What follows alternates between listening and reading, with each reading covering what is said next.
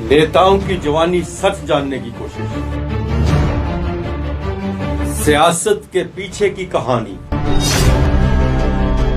आपका अपना प्रोग्राम सियासत की बातें। नमस्कार, पीपी न्यूज लाइन में एक बार फिर आपका स्वागत है और मैं हूं दर्शपाल गुप्ता। जम्मू कश्मीर में चुनाव बहुत नजदीक आ गए हैं और सभी राजनीतिक पार्टियों ने अपने अपने प्रचार में जुट गई हैं। यहां तक सभी ने तकरीबन 90 सीटों पर सभी पार्टीज ने अपने अपने जो कैंडिडेट्स हैं उनका नामों की घोषणा कर दी है। चाहे नेशनल कॉन्फ्रेंस है, कांग्रेस है, पीडीपी है, भारतीय जनता पार्टी है, इन सब ने अपने जो जैसे संगठन हुआ है उसके हिसाब से, जैसा जिसका समझौता है उन्हीं के साथ से, और भारतीय जनता पार्टी ने सर अभी तक 6 सीटों को छोड़कर बाकी सभी जगह अपने प्रत्याशियों की घोषणा कर दी है। अंतरकला भारतीय जनता पार्टी की भी सामने आई। अंतरकला यूं तो कांग्रेस के अंदर भी थी और दूसरी पार्टियों में थी। कांग्रेस की और दूसरी पार्टी की जो अंतरकला चुनावों में टिकटों बांटने के लिए थी वो कम थी या ज्यादा थी, लेकिन सबसे ज्यादा मौका मिला लोगों को भारतीय जनता पार्टी के विरुद्ध बात करने का, क्योंकि भारतीय जनता पार्टी एक ऐसा संगठन है जिसने कभी भी अपनी पार्टी के विरुद्ध चलने का साहस नहीं किया, क्योंकि वो दिल से भारतीय जनता पार्टी के साथ जुड़े होते हैं, भारतीय जनता पार्टी के साथ जुड़े होते हैं और राष्ट्रवादी होते हैं, और कभी भी उन्होंने भारतीय जनता पार्टी की आदेश की उल्लंघना नहीं की। लेकिन यहां जब कुछ थोड़ी सी बात हुई उसको लेके एक बहुत बड़ा मौका मिला अपोजिशन पार्टीज को, और उन्होंने इस बात को लेके बहुत बड़ा बवाल खड़ा कर दिया। जब भी ये चीजें होती हैं, कुदरती बात है कि जिनके समर्थक होते हैं वो अपने साथी को जब टिकट नहीं मिलती तो उनके विरुद्ध जो है पार्टी के विरुद्ध जाके नारे भी लगाते हैं, बारवे करते हैं। एक तरीका होता है पार्टी को जिताने के लिए कि आपका ये डिसीजन गलत है। ये उनके अंदर की बात थी, घर की बात थी। अगर वो गलत था या सही था, पार्टी का डिसीजन था, लेकिन उसको लेके सभी पॉलिटिकल पार्टीज ने और सोशल मीडिया के ऊपर बहुत बड़ा बवंडर रचा दिया। जैसे भारतीय जनता पार्टी के अंदर बहुत बड़ी बात हो गई है। इस प्रोटेस्ट के बाद भारतीय जनता पार्टी शायद टूट जाएगी, भारतीय जनता पार्टी शायद फिर से नामों की घोषणा करेगी, नई सूची निकालेगी, उनको खुश करेगी जो प्रोटेस्ट कर रहे हैं। लेकिन भारतीय जनता पार्टी के कठोर कदमों ने यह साबित कर दिया है कि उन्होंने जो फैसला कर लिया है कर लिया है। उन्होंने समय को संभालने की कोशिश की है।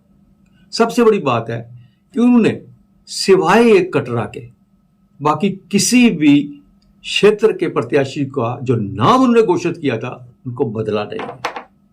और यहां की कुछ सीटें जो थी उसके ऊपर, जैसे जम्मू बहू की सीट है, उसका डिसीजन भी आज हो जाएगा, उसमें कोई नहीं है। बिश्नाह का है, जहां नौशहरा का है। कुछ चीजों में सामने इनको लग रहा था कि शायद किस कैंडिडेट को यहाँ खड़ा किया जाए, क्योंकि कुछ ऐसी चीजें हैं जिससे भारतीय जनता पार्टी की, क्या तो सभी पॉलिटिकल पार्टीज की एक मजबूरी होती है हर समुदाय के लिए कुछ ना कुछ करने के लिए। जिस तरह से जाट समुदाय की बात करें तो उसको लेके किसी भी पार्टी ने कोई ज्यादा टिकटें नहीं थी, भारतीय जनता पार्टी ने कोई भी सीट उनके लिए नहीं रखी है। जो एक सीट आरएसपुरा में उसके सुचेतगढ़ की थी वो रिजर्व हो गई थी। वो पहले एक जाटों की समुदाय की सीट होती, श्यामलाल चौधरी वहां से चुनाव लड़ते थे और कांग्रेस की तरफ से टोनी थे वहां चुनाव लड़ते थे, वो रिजर्व हो गई। बिश्नाह थी, बिश्नाह भी रिजर्व हो गई।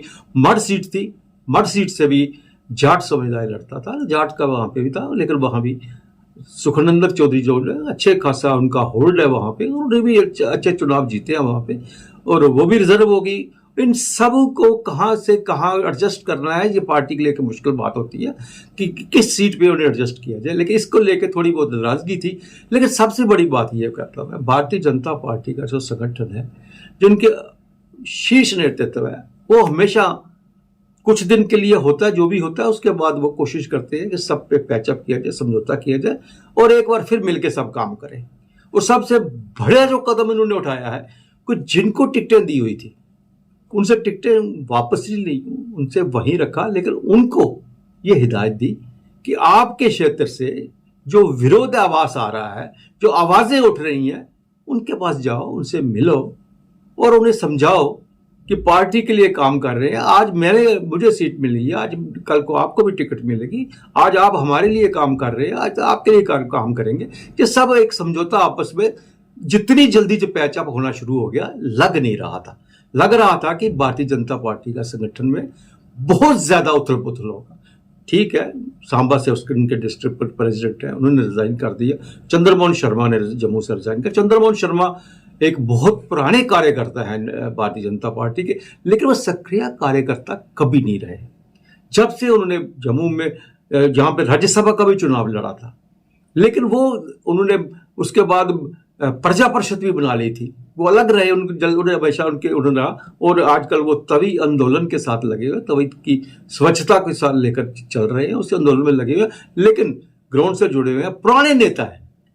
अगर ऐसे नेताओं को सिर्फ पूछा ही जाए, सिर्फ इन्हें इज्जत मान दिया जाए, तो शायद मुझे नहीं लगता वो टिकट के लालची, वो टिकट के लिए लड़े। क्योंकि उनका अब इस एज में आके, जबकि उन्हें अपनी जिंदगी पूरी भारतीय जनता पार्टी को दे दी है, तो उन्हें शायद ये इनसे ज्यादा कोई बहुत उम्मीद भी नहीं थी। जब वो जवानी में थे, जब वो काम कर रहे, राज्यसभा के लिए उनको चुनाव में लड़ाया, लेजिस्लेटिव काउंसिल के लिए उनको चुनाव में, वो दूसरी बात है, वो जीत नहीं पाए हैं। तो सब चीजें वो बीते दिनों की बातें हो गई हैं। लेकिन फिर भी आज की दिन भी भारतीय जनता पार्टी का जो कार्यकर्ता है, चाहे कितना भी नाराज हो, भारतीय जनता पार्टी का जो नेता है चाहे कितना भी नाराज हो, वो कभी भी नहीं कहेगा कि भारतीय जनता पार्टी को आप वोट मत दीजिए, ये वोट जो आप कांग्रेस को दीजिए। ये हो ही नहीं सकता, कभी हुआ ही नहीं आज तक। उनकी मजबूरी है, क्योंकि उनके रग रग में भारतीय जनता पार्टी समा चुकी होती है। वो अपनी पार्टी को छोड़कर नहीं जा सकते, नाराजगी हो सकती है। और मैं ये एक बहुत बड़ी बात है कि भारतीय जनता पार्टी ने बहुत जल्दी जो है इस नाराजगी को काबू पा लिया है। हालांकि कांग्रेस ने, नेशनल कॉन्फ्रेंस ने और दूसरी पार्टियों ने इसको कैश करने की पूरी कोशिश की है, इस नाराजगी को दूर तक लाने की कोशिश बहुत की है। सोशल मीडिया में इसे